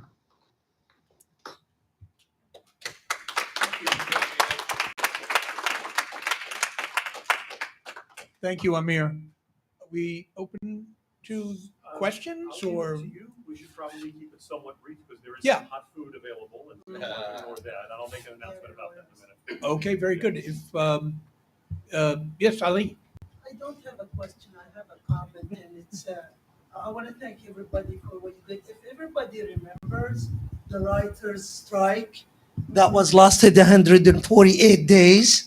So when these writers they went on strike, everybody thought that because the news was telling us that these people they want everything and they're greedy and they're everything. So the strike lasted 148 days. Previous strikes have happened in many industries, but this one was a unique one. What happened during this strike, that the entire labor movement bond together understood what everyone needs. I camped with people at picket lines. We were going door to door delivering food to their homes. People could not take their kids to school. So we were able to go to their homes, take their kids to school. So in order to achieve something grand of that magnitude, we really need a radical empathy. That's what's going to change.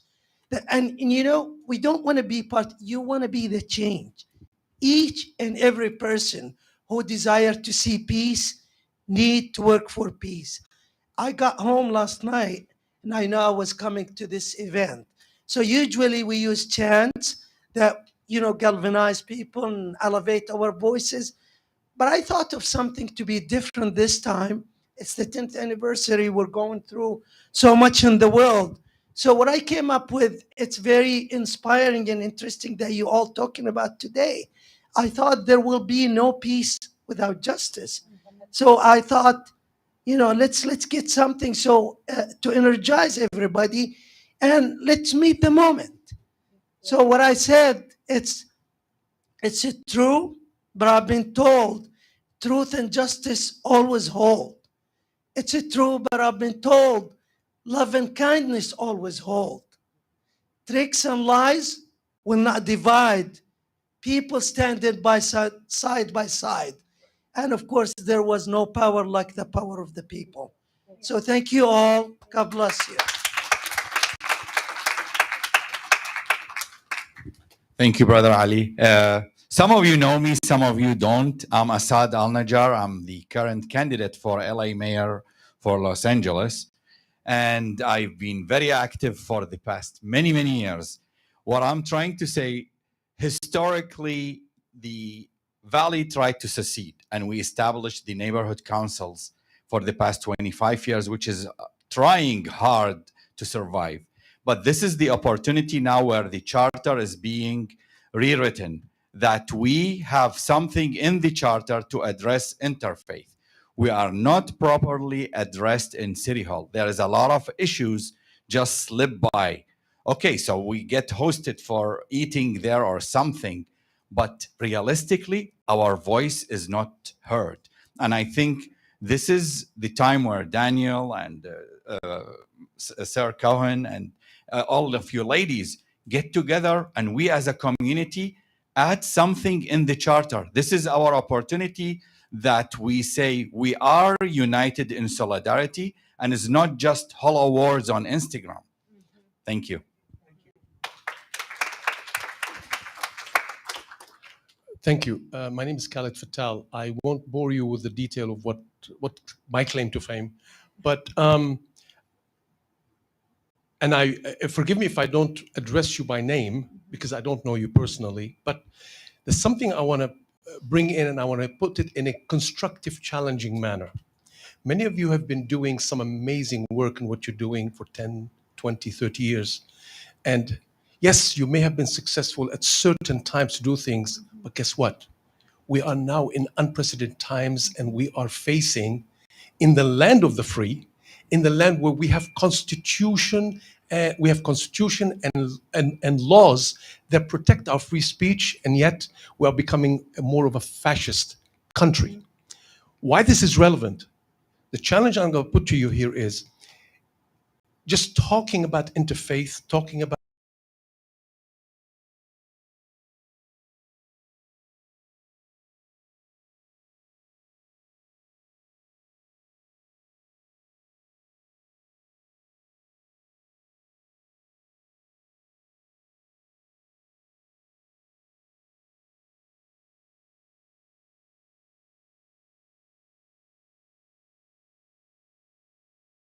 Amir mentioned made some great comments about freedom and democracy. We in America are fantastic at branding. We are excellent at marketing. We had a unique opportunity when the Soviet Union fell, and instead of going and championing the world and giving them democracy, guess what we did? We went on a plan to go and regime change and occupation, and excuse me, not occupation, invasion. This is public information. Power came with significant corruption in the last 3 decades, and I'm not going to make this into a lecture because there's a conclusion into this, why I'm making a recommendation. In the last 3 decades, look where we are. The Uni Party has actually worked to make sure that, yes, we are divided between ourselves, the women's rights, the legal, the child's rights, the black versus the white, and guess what happened? They maintained the status quo. How did it become that if you are vaccinated, you're a Democrat, and if you're unvaccinated, you're a Republican? So why I'm saying this here is, I am proposing that we need to challenge ourselves into coming up with a new conversation that brings the majority of people around the world who want to live in peace, who want kindness, who want to have dignity. They want the same thing. These are, I'm sorry, breaking news. This is not American values. These are universal human values. The Chinese want the same thing. The Russians, the Ukrainians, the Arabs, the Jews, everybody. My point here is, I think we need to change the conversation to something else that is far more a common denominator to the people, because where we are today in society has been so accelerated, we don't have 20 years to fix things. People want quality of life now. So I'm proposing, instead of talking just about peace and justice, let's bring it down to a common denominator of values. If we do that, most people, when they see the word peace, well, how do I participate to give you peace? And guess what? They go back and sit back on the couch. Justice? Are you kidding? We have legally empowered officers today coming in, arresting people in the name of the law, as if it's Judge Dredd, and without giving due process. The Constitution says every man in the United States must be given due process, not every citizen. So even if you're illegal, you must be given due process, not just packed and delivered. So my point here is, we need to find something, and I'm proposing that it's the word values, to bring it down to the people so that at least they know this relates to them. Peace often may not necessarily relate to the average citizen to mobilize. And here I close on this. The difference between an interesting conversation versus a compelling conversation is one that interesting never leads to a decision or an action. You have to compel people to say, you know what? We need to repatriate our values. That's my 2 cents. And I think this is why we need to reimagine what needs to be done, because we are at a critical time. My 2 cents. Thank you. Eric, get on.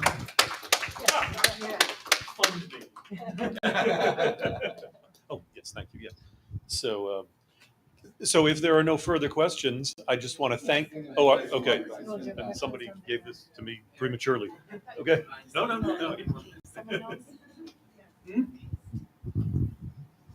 Yeah, I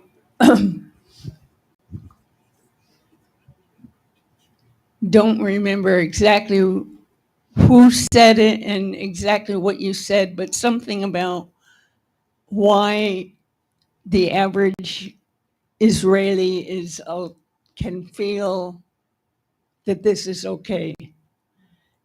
And I just want to say, I think more than anything else, it's impunity. It's when you're able to commit terrible crimes and it goes unchecked, it just naturally makes you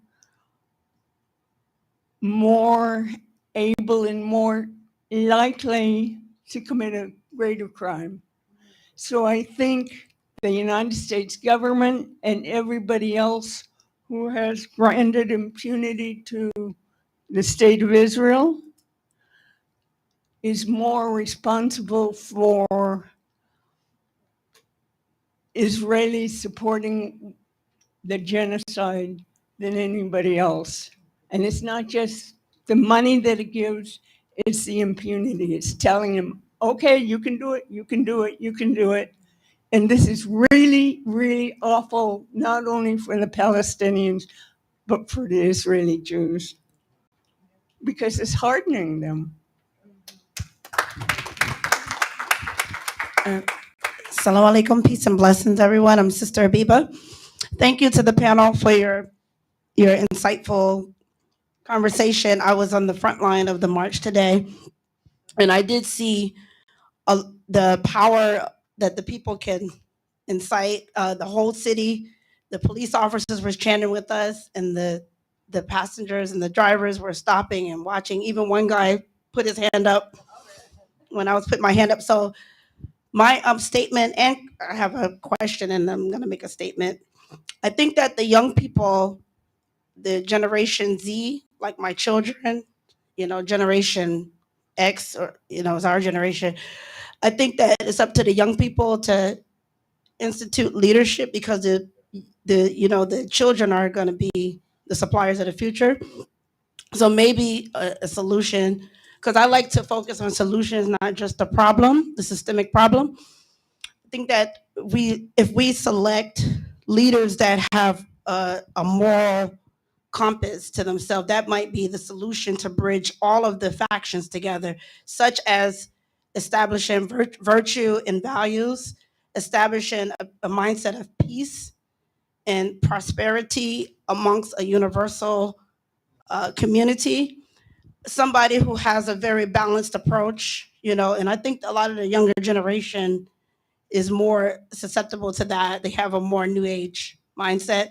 So maybe selecting leaders that are not kind of like, so to speak, stuck in their ways, like a 70-year-old or 80-year-old. He's stuck in, oh, my father was a Nazi, or something. So just more of a non-biased, progressive approach, I think, might be the solution, better leadership. And like the gentleman said, when you have a system that's set up, is systemically set up out of evil, is systemically set up out of opposition, racism, oppression. When Amir said that, I almost cried, that he had been oppressed in a society since the day he was born. I almost cried, because there's no reason why a society should be set up in 2025. We shouldn't be having this conversation in 2025. I graduated from university myself. My mother was called a nigger when she was 5 years old, but I graduated in a time, and then when I was married, a Black president became president in my generation. So I saw a different perspective, even though my mom was called a nigger when she was 5, So I was able to experience something different of progressiveness. So in a time when we had a Black president and we've had, some systemic changes happen, we shouldn't be, still in this situation of going backwards. And so I agree with Mr. Amir about in the 90s. I really like the 90s because it inspired people of my age and my generation to want to go to university, to want to be a leader. I was part of the DNC. I was very active when I was younger, part of President Clinton's campaign. So my solution is, and I just wanted to ask the panel, what do you suggest for the young people to do? Because I think that the key is just to find leadership that is more oriented towards positive change, not so much just economic advancement. Although the economics is an important part, you have to have a certain value system.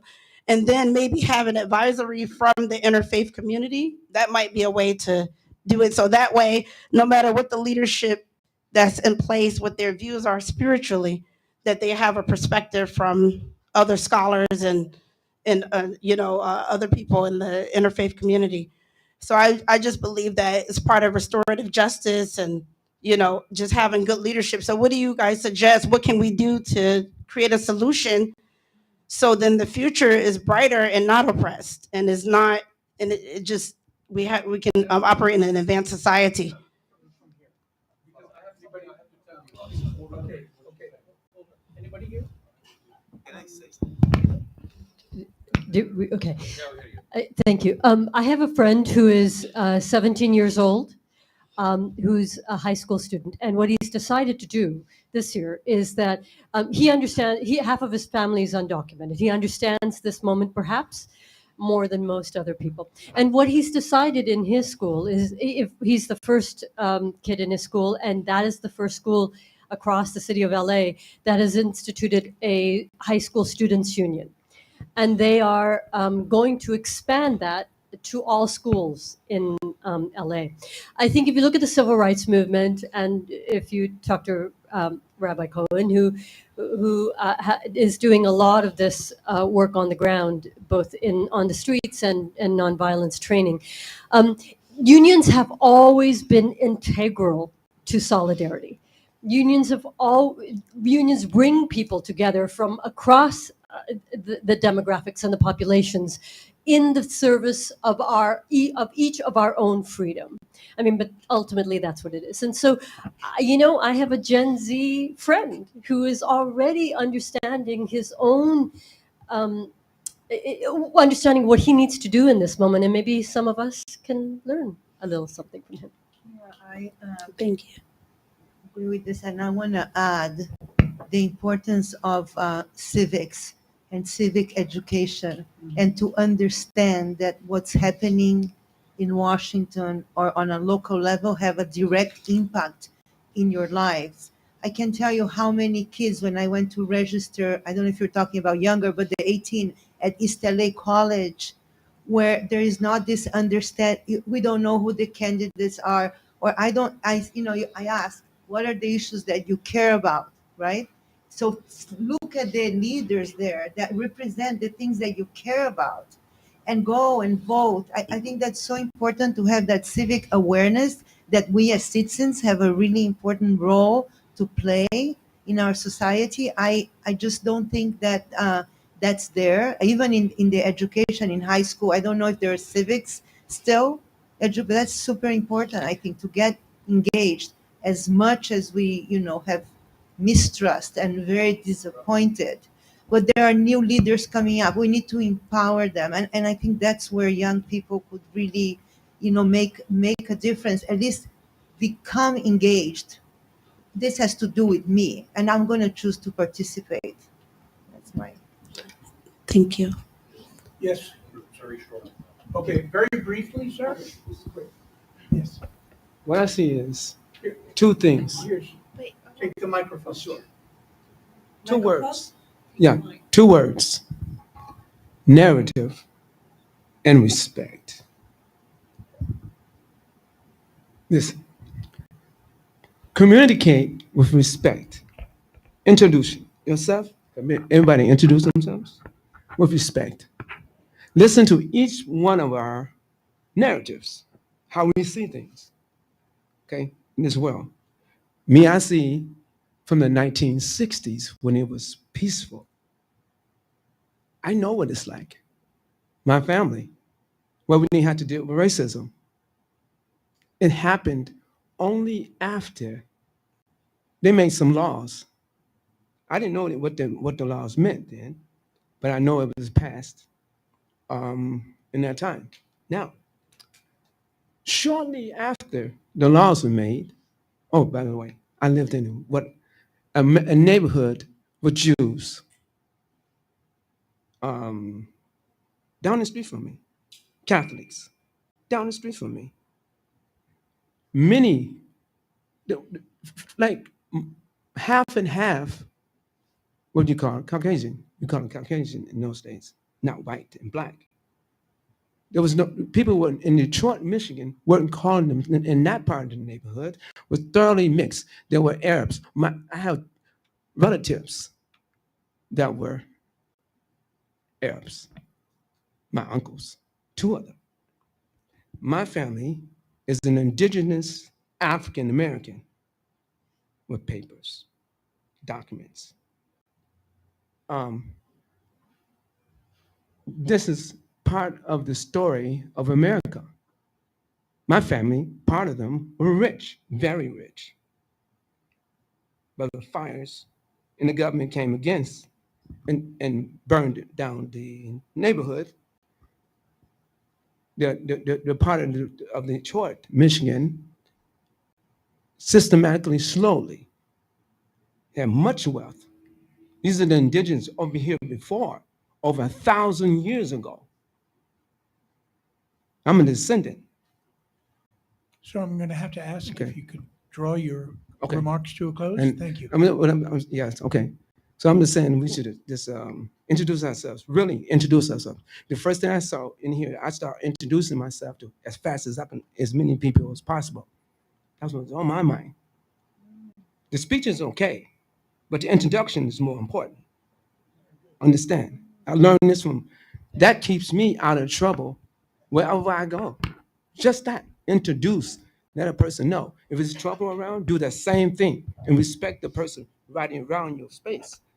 And that keeps out trouble usually. My mother taught me that. Okay.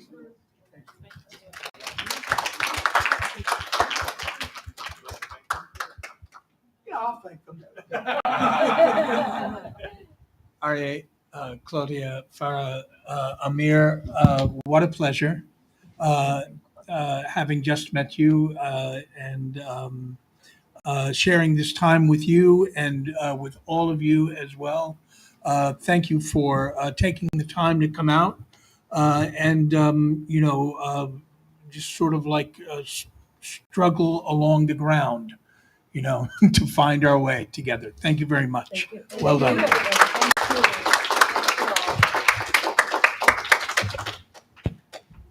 So I'd like to echo what Daniel said, and I want to thank all of the panelists for coming here. It meant a lot to me personally when they accepted my invitation to be panelists. So I do want to remind you that, as we had mentioned, that the 6 of LA brought food. I had thought it was going to be earlier in the day, but I'm just glad to have food. So it is vegetarian food. I believe it is possibly in the rec area, so the lunchroom. So please make sure you get food. Do not go without food. Do not let any food go to waste. All right. So please enjoy that. But I want to thank you all for coming today. Please do not hesitate to make a donation to the Institute for Religious Tolerance, Peace, and Justice, which you can do through the website, irtpj.org. There's a donate button on every page. The funds raised will help to defray the costs of this march, as well as past marches and future marches, as well as various other expenses such as insurance and technology-related expenses such as the website that can help further all of our programs. So once again, I would like to thank all of the houses of worship that took part in this event, including St. Basil's, Emmanuel Presbyterian, and of course, our gracious host, the Islamic Center of Southern California, all of those who supported material in any way. We tried to thank all of them on our program, but I do want to especially acknowledge the Islamic Center. So please stay tuned for future events, and blessings to you all. Thank you for coming.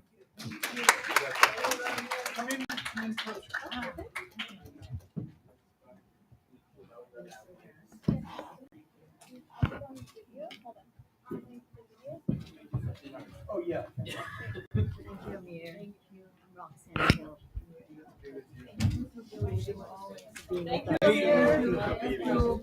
Thanks, Amir. Stay for the picture. Hold on 1 second. You'll be in the picture. Oh, okay. Ready? Yeah, sitting there is good. Ready? Yeah. Thank you. Thank you. Great. This was fun. Yeah. Good. Always good to see you guys. Very I